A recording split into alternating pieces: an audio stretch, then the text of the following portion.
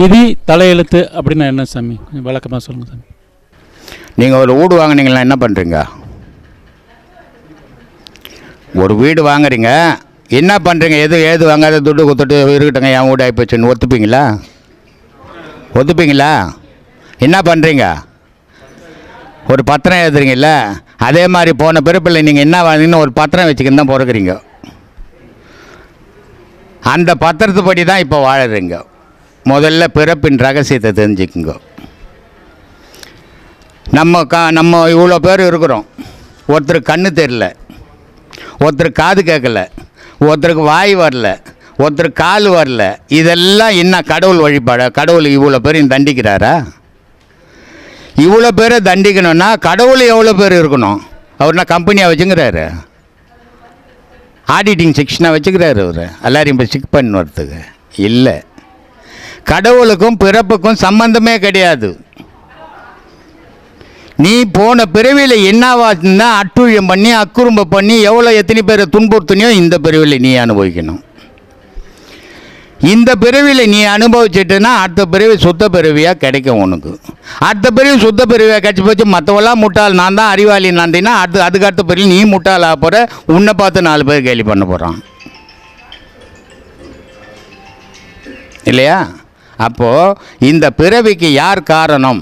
இந்த தலையெழுத்துன்றது என்னன்னா, ஒரு தாயினுடைய கர்ப்பத்திலிருந்து குழந்தை பிறக்கிறதுக்கு முன்னே 8 மாதம் வரைக்கும் தலை ஓப்பனாக இருக்குது.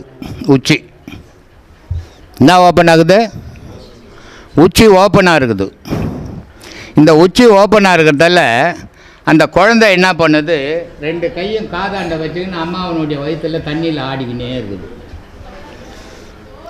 தண்ணி இல்லைன்னா குழந்தை வளராது, தண்ணி இல்லைன்னா வயிற்றில் குழந்தை உயிராக இருக்காது. அப்போ அந்த தண்ணி தான் அதுக்கு முக்கியம். அப்போ அந்த தண்ணியில் அந்த காதில் கையை வச்சுக்கினா, காதாண்ட கையை வச்சுக்கினா அப்படியே ஆடிக்கினுது. அதனுடைய வடிவம் பார்த்தீங்கன்னா, ஒரு விதையத்து போய் மண்ணில் நட்டிங்கன்னா அது முளைச்சி வரும்போது ஓமன்ற வடிவில் தான் வரும். அதே வடிவில் தான் தாயினுடைய கர்ப்பத்தில் இருக்கிற குழந்தையும் ஓம் வடிவில் தான் இருக்கும். அது இந்து மதத்துக்கு ஓம் வடிவிலையோ, முஸ்லீம் மதத்துக்கு, கிறிஸ்துவ மதத்துக்கு சிலுவை வடிவில் எல்லாம் இருக்காது. இந்த சிலுவை கிழுவை இதெல்லாம் மனுஷன் உருவாக்கியது, இயற்கை ஓம் தான். அப்போது இந்த ஓம் வடிவில் இருக்கும்போது தாயினுடைய சுவாசம் இந்த தொப்புள் வழியாக குழந்தைக்கு போய் குழந்தை வளர்ச்சி ஏற்படுது. இந்த காட்டு பீன்னு சொல்லுவாங்க தெரியுமா? குழந்தை பிறக்கும்போது உடம்பெல்லாம் பீ பூசின்னுக்கும். அப்போ இந்த தாய் சாப்பிட்ட சாப்பாடெல்லாம் அதுக்கும் போகிறதுனால தான் அது வளர்ந்தது. ஆனால் போன காற்று உச்சி வழியாக வெளியே போயிடும். வெளியே போனதால் அது அப்படியே ஆடி நிற்கும். பிறக்கிறதுக்கு முன்னே உச்சியை மூடிடும். உச்சியை மூடின உடனே இந்த தொப்புள் வழியாக போன காற்று வெளியே போகாதனால இடிக்க ஆரம்பிச்சிடும். இடித்து இடித்து இடித்து இடித்து தலையும் கையும் முதல்ல வரும் வெளியே. தாய் சொல்லுவாங்க, குழந்தை பெற்றுட்டாங்கண்ணா. எந்த தாயாலையும் குழந்தை பெற்றுக்கவே முடியாது, குழந்தையாக தான் பிறக்கும். எந்த தாயாலையும் குழந்தை பெற்றுக்கவே முடியாது. அவங்க பெற்றுக்கிறதா இருந்தால் எப்போ நினைக்கிறாங்களோ அப்போ எடுத்து வச்சுப்பாங்க, கங்கார் மாதிரி.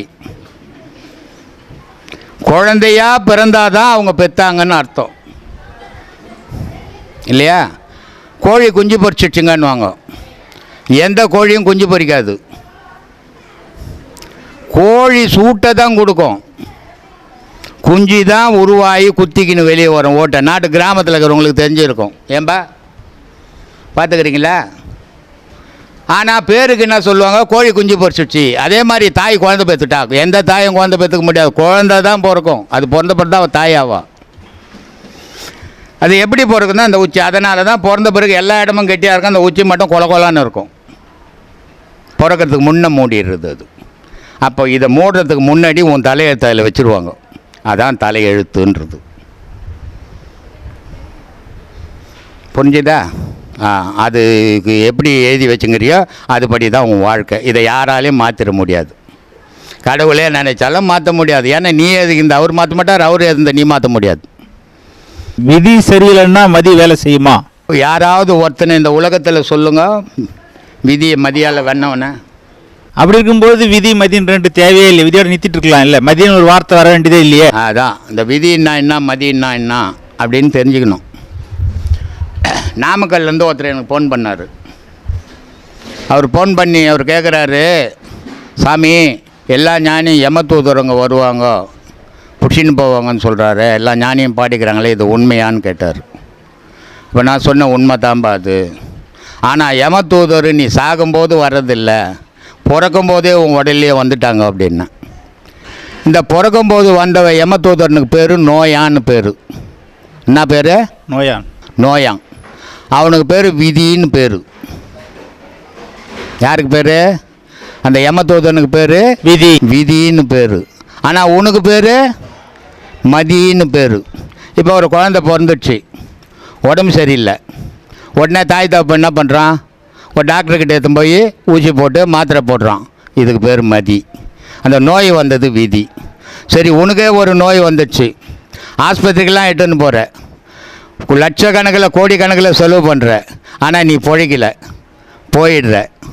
அப்போது உன் மதி வேலை செய்யலை, அங்கே விதி முடிச்சிட்டான் கதையை. பிறப்புலேருந்து இறப்பு வரைக்கும் ஒவ்வொருத்தனையும் அந்த விதி முடிக்க முயற்சி பண்ணிக்கினே இருக்குது.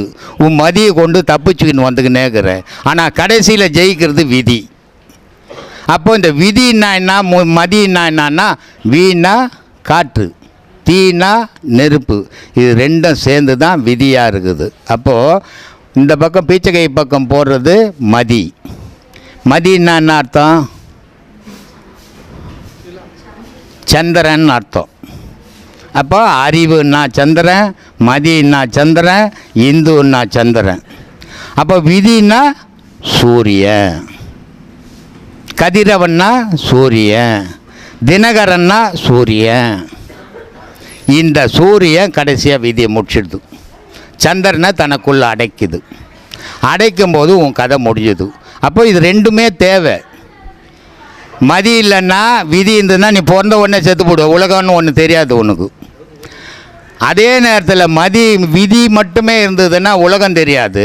மதி மட்டுமே இருந்தால் சாகவே மாட்டேன், எல்லாரையும் சாவடிச்சிடுவேன். அதனால் விதியும் மதியும் சேர்ந்தது தான் உலகம். இரவும் பகலும் சேர்ந்தது தான் உன் வாழ்க்கை. இரவும் இன்பம் துன்பம் சேர்ந்தது தான் வாழ்க்கை. இல்லை ஒருத்தன் இன்பமாகவே வாழ்ந்தாலும் அவனுக்கு இன்பம் தெரியாது, வெறும் துன்பத்திலே வாழ்ந்தாலும் இன்பம் தெரியாது, வெறும் இன்பத்திலே வாழ்ந்தாலும் துன்பம் தெரியாது. நிழல்லையே வாழறவனுக்கு வெயிலினுடைய அருமை தெரியாது, வெயிலே வாழறவனுக்கு நிழலினுடைய அருமை தெரியாது.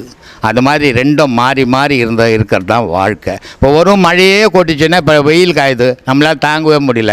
ஒரே மழையை கொட்டினா இருப்போமா? போயிடுவோம். அதே நேரத்தில் ஒரு வெயிலாக காய்ஞ்சிருந்தா மழையை கொட்டாது இருப்போமா? அப்பவும் போயிடுவோம். அப்போது வாழ்க்கைக்கு ரெண்டுமே தேவை. ஒரு ஞானியோட துணையோட இருக்கும்போது அந்த விதியை ஜெயிக்கிற பவர் உண்டா இல்லையா? இல்லை, எவனுக்கும் கிடையாது. சும்மா ஒன்றா ஏமாற்றலாம். இந்த பிறவில விதியை ஜெயிக்க முடியாது. நீ தான் உன் விதியை தீர்த்துக்கணும், இன்னொரு ஞானியால் தீர்க்க முடியாது. தீர்த்துருந்தா இத்தனை ஞானிங்க வந்தாங்க, உலகத்தினுடைய விதியை தீர்த்துட்டு போட்டிருப்பாங்க. அவன் விதியே சரியில்லை தானே ஆண்டவனை தேடினுக்கிறான். அப்புறம் உன் விதியை எங்கே அவன் தீர்ப்பான்? அவன் பசி ஏற்றா வயிறு சாப்பிட்டா ஏன்னுக்கிறான், வராது. நான் சாப்பிட்டா உனக்கு வராது. உன் விதியை நீ தான் கழிச்சிக்கணும், உன் துன்பத்தை நீ தான் தீர்த்து, நான் தீர்க்க முடியாது. நான் ஞானி கோணிலாம் இதெல்லாம் சும்மா ஏமாத்தின்னுக்கிற வேலை, எவனாலையும் தீர்க்க முடியாது. தீர்த்தான்னா எவனும் துன்பப்படவே மாட்டான் உலகத்தில்.